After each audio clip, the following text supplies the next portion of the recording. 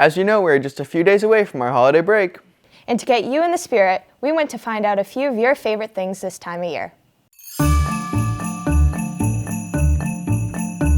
So my good friend Abby Ridlon got me a bag, and when I opened it, it was filled with Orbeez, so I was very confused. And Abby Ridlon got me cupcakes for my birthday, and they said happy birthday on them, but once I opened them and I was saying thank you, she just started eating them, and I didn't even have a chance to eat one. So Abby Ridlon, she got me a toothbrush, and I went to go use it, but it was wet, and I asked her, and she said she used it before she gave it to me. Probably more film for my Polaroid camera. Honestly, a car, but like it's not on my wish list. Probably the new Xbox. An engagement ring. For COVID to end.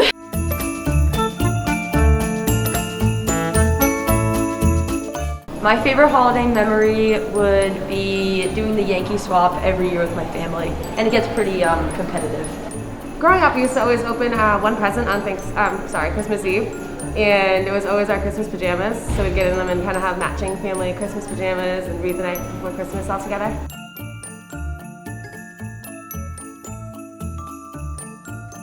Today on Panther TV, a local motel is opening its doors this winter to provide shelter from the cold. A new restaurant rolls into town. And a Plymouth South student makes scouting history. Panther TV starts now.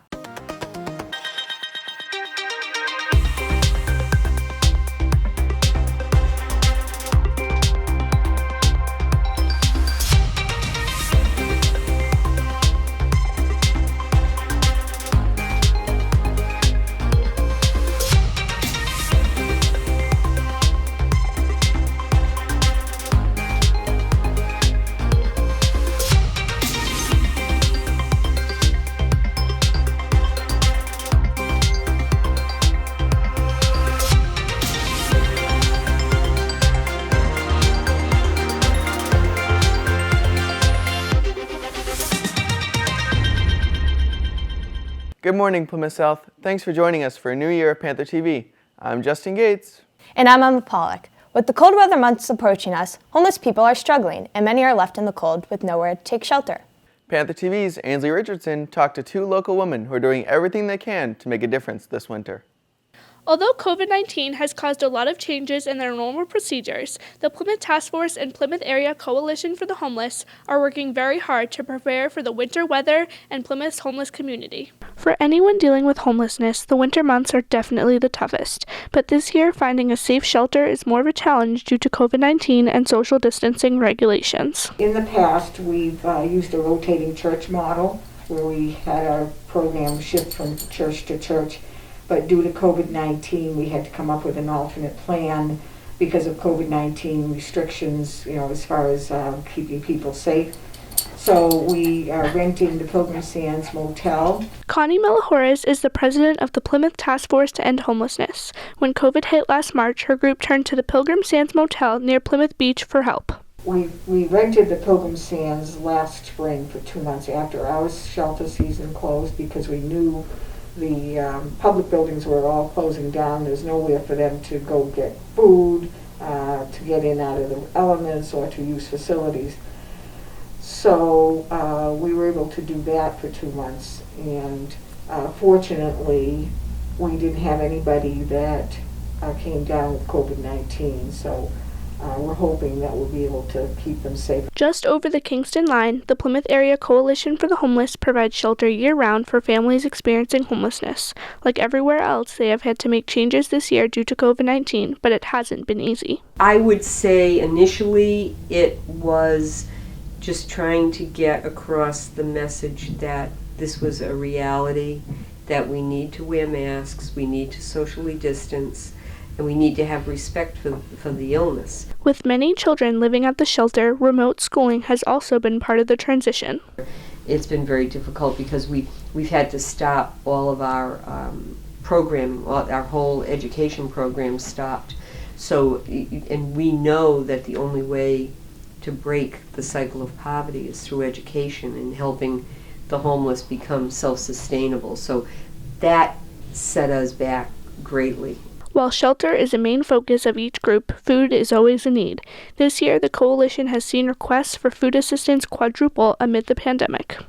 we're accepting 4 times the number of normal ask for food assistance. We're actually getting in a trailer tomorrow, a refrigerated trailer, to store all the extra turkeys and food that we just have maxed out our building because of the increased need. So the programming is increasing. We don't intend at all to limit how we're acting. We'll do the very best we can as long as we can keep ourselves staffed and healthy. Due to COVID-19, people have to sign up for a time to drop off food at the coalition, but they will never deny or limit what you can bring. Food assistance is also needed through the Plymouth Task Force. They do this through a program called Meal Train, and groups can provide and serve nightly dinners. For more information, you can visit their website. Reporting for Panther TV, I'm Ainsley Richardson. Working in the medical field, particularly at a hospital, is stressful. This year, even more so, as medical professionals have been faced with many new challenges and protocols in the face of COVID-19, Panther TV's Lily Christian talks to 2 local nurses about the impact at BID Plymouth. In the last several weeks, COVID numbers have been on the rise, which means more pressure on our healthcare systems for nurses here in Plymouth. The last year has meant more stress and precautions, and even major changes in the way student nurses learn. For the last 9 months, large white tents, like this one at Beth Israel Deaconess in Plymouth, has been staged in parking lots across the U.S., allowing for people to drive in and get tested for COVID-19. Inside the hospital, COVID has impact on the day-to-day routines of medical staff, including nurses. There's definitely less staff on the floor because everybody's either afraid of getting sick or they are sick and can't come in. We have to get tested weekly. There's also no visitors allowed in the hospital now, so patients require a lot more attention from the staff members and support. Just having to wear all the proper PPE, it can get pretty hot. Imagine how you feel when you're going into a store for 10 minutes and, it's uncomfortable, but, you're on your feet and wearing that for 12 hours. That can be kind of rough. People are on different precautions, and if it's COVID precautions, it's considered special flu.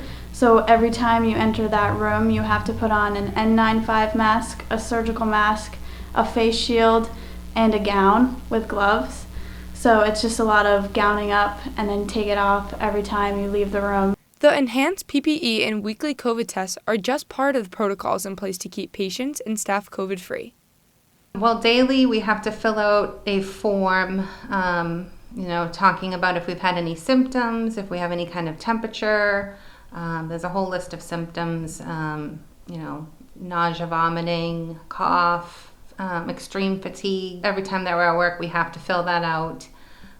If we have any signs or symptoms, then we have to call occupational health and set up to be tested, and we're not allowed to return back to work until we are negative. Jamelyn Christian has been working as an RN over a decade, but Jessie Aldridge is still working on a degree. While working as a CNA these days, nursing school itself has been forced to change. Usually nursing school is very hands-on, and we're in the hospital taking care of actual patients in person, but during the pandemic, everything got switched to online, so now it's mostly videos and worksheets that we have to do, which is very different and difficult. Despite the challenges COVID has presented to the medical field, doctors and nurses here in Plymouth are staying strong, thanks to the support of the community. Support from the town and a lot of the local businesses was amazing.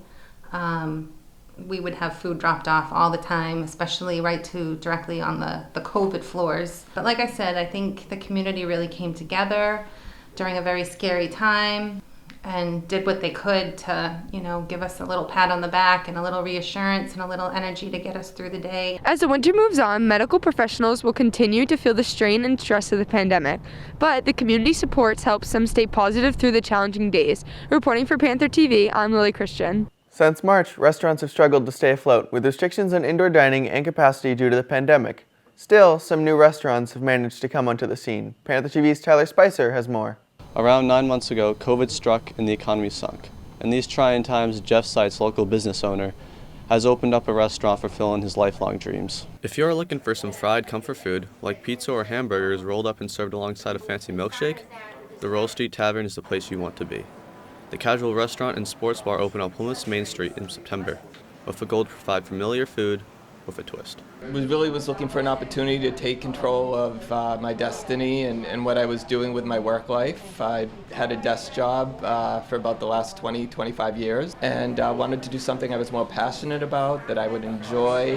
And I've loved food. I've run a business previously and wanted to combine the two, and created Roll Street Tavern. For a first-time business owner, Jeff Zeitz, opening during a pandemic has been anything but ideal. There were a lot of challenges opening the business during COVID. In a perfect world without COVID, we would have opened late spring, early summer latest, and that was put on hold. We didn't end up opening until September 5th. So there was the challenges in actually getting started with it.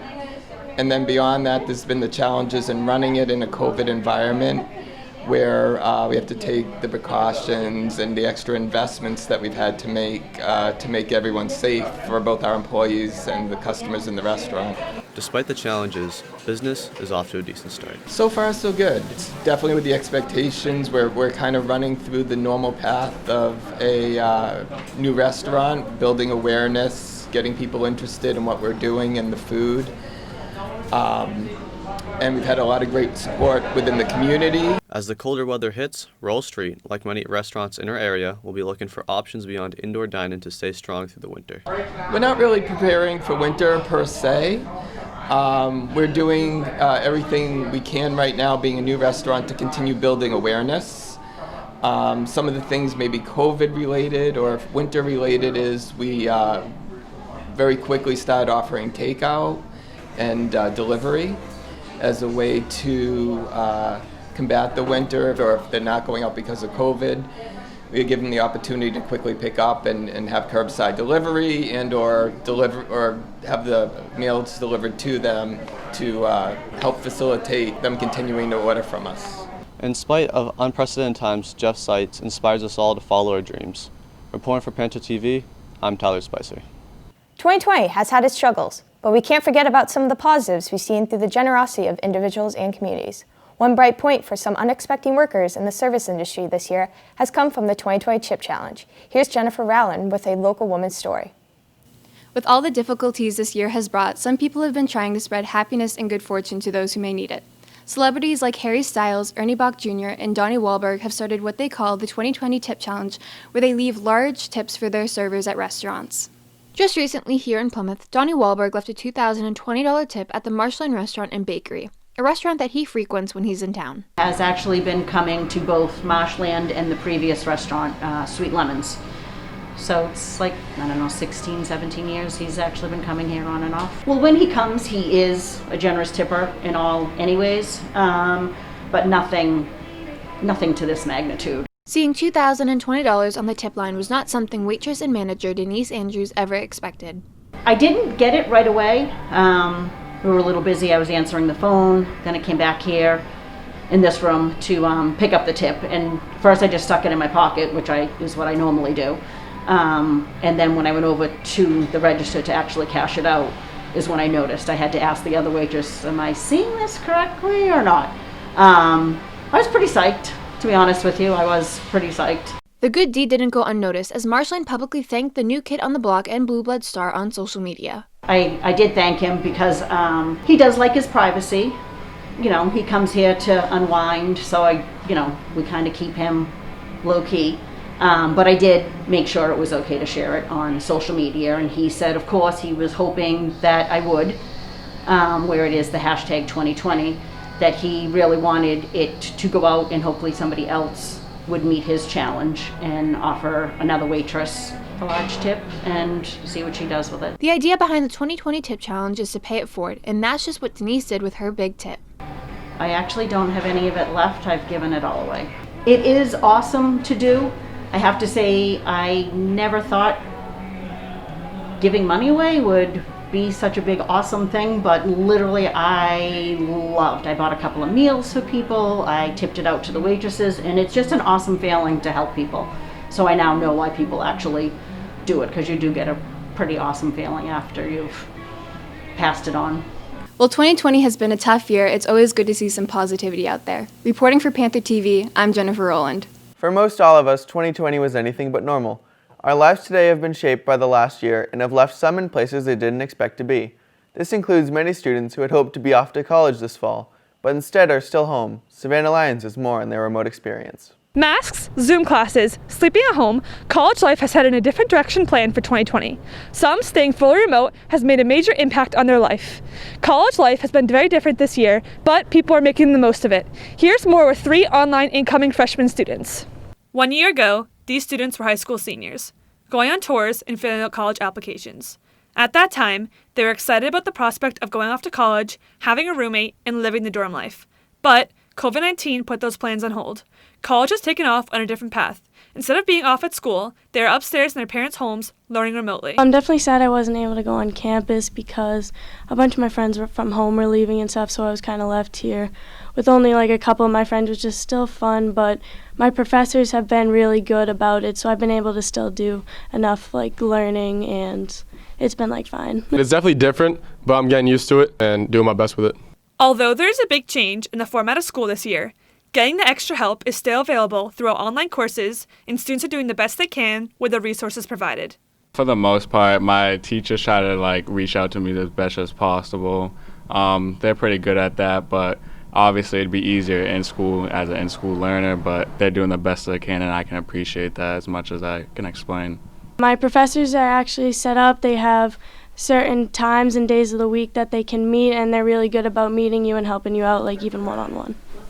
Having family and friends at home is helping many students with their schoolwork and keeping relationships strong. It's kind of nice to have the family support.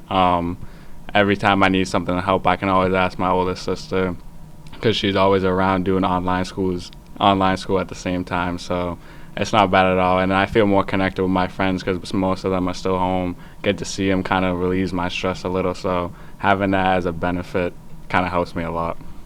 The toughest part of being at home is the challenge of meeting new people, but some are finding unique ways to connect. It's really hard. We don't really have time to meet anybody because when we are on Zoom, it's pretty much all just classes and the teacher talking. We go into Zoom breakout rooms, and we are able to talk to each other about not even just about schoolwork, but about our own lives. And then we'll exchange numbers or snaps. I met a couple, some I stay in touch with, but mainly it's just more in class work and kind of just staying focused in the class. With these changes due to COVID-19, students unable to attend in-person college are still making the most of their situation at home. Although times are different, remember to stay healthy, try your best, and keep pushing through. Reporting for Panther TV, I'm Savannah Lyons. The Eagle Scout rank is the highest award possible for a member of the Boy Scouts, but recently, a South student became the first female to achieve this rank. Here's Panther TV's own Eagle Scout, Michael Conway, with the story. For well over 100 years, the Boy Scouts of America has taught youths both skills in the outdoors and in leadership. Of the many ranks one can attain within the Boy Scouts, the highest is that of the Eagle Scout. However, in 2019, the Boy Scouts, now rebranding themselves as Scouts BSA, began allowing females into their ranks, one of whom is an automotive student here at Plymouth South. Just 1 year after allowing females entry into the Boy Scouts, Massachusetts is proud to have its first female Eagle Scout, Plymouth South High School student Molly Joyce. I started off in Girl Scouts when I was little, and then my troop dispersed from there in 5th grade, and I joined Venturing in December of 2018, and then the BSA let females into the program in 2019, and I officially started my troop in February of 2019. I really liked the idea of just being outdoors and learning new things, and my mom was already doing it with my brother, and I thought it was really cool and I wanted to join, so I saw the opportunity and I took it. In order to become an Eagle Scout, one must complete a service project that benefits the local community. Through this project, they must demonstrate leadership and the ideals of scouting. Molly chose for her project to help out her local church through a restoration project. Behind my church there was a pathway that had the Stations of the Cross, and it was very run down. Nobody really touched it for 20-something years. It was originally an Eagle project itself, so I just went in and I redid it, made it look pretty, added flower boxes, raked up the area, and just repurposed it. Since joining Scouts BSA, Molly has immensely enjoyed the experience, and even though she has reached the pinnacle of scouting, she still takes time to do her good turn daily. So far I've had a lot of fun. I've been doing a lot of things in every thing, merit badge things, events. I always help out whenever I can, and so far, so fun. Even though Molly is among the first female members of Scouts BSA, she has a few words to share with other girls in the same position she once was. I would say take the opportunity, because like if I didn't do it, I wouldn't have gotten so like developed as a person. Like I learned how to survive outside, I learned how to cook new things, I learned like all these fun things, and it's just a great opportunity, so just take the opportunities you get. As an Eagle Scout myself, and knowing how hard it is to get there, I would like to personally congratulate Molly on her extreme achievement in scouting. Reporting for Panther TV, I'm Michael Conway. Here in Plymouth, we are known for our history. As America's hometown, attractions here draw tourists all the time. While some sites are must-sees for all who come to town, we have some other memorials that aren't as well known. Here's Panther TV's Nick Ahern to shed some light on the big spot people miss. If you've ever driven or walked around downtown, you've probably seen one of these signs directing people to the Forefathers Monument, but many have never actually seen it in person. Today, we are going to check it out. When you think of the Pilgrims, you often think of monuments like Plymouth Rock and the Mayflower. While these do compose of Pilgrim Memorial State Park, there is another piece of this history that lies off the beaten path. If you drive up to the top of Allerton Street, you will find this, the National Monument to the Forefathers, which also commemorates the Mayflower Pilgrims. You've probably seen the signs, or the statue peeking over the trees, but for many, little is known about this monument. Well, we just, it's probably maybe 6 months. We saw the sign when we were driving downtown, and we decided to come up and take a look. And, we were pleasantly surprised with what was here. Standing at 81 feet tall, the Forefathers Monument is believed to be the world's largest solid granite monument. After decades of planning and construction, the monument was completed in 1888 and dedicated in 1889. The focal point of the monument, a heroic figure of faith to represent the religious beliefs of the Pilgrims. 4 additional figures are seen around the base of the monument, representing the 4 principles: morality, law, education, and liberty, on which the Pilgrims founded their Commonwealth. The monument is also adorned with a list of people who came over on the Mayflower, as well as a quotation from Governor William Bradford. Next time you're downtown, take a walk off the water and away from Main Street to get an up-close look at this forgotten piece of Plymouth history. Reporting for Panther TV, I'm Nick Ahern. We hope you all have a wonderful break. Thanks for joining us today. We'll see you next year.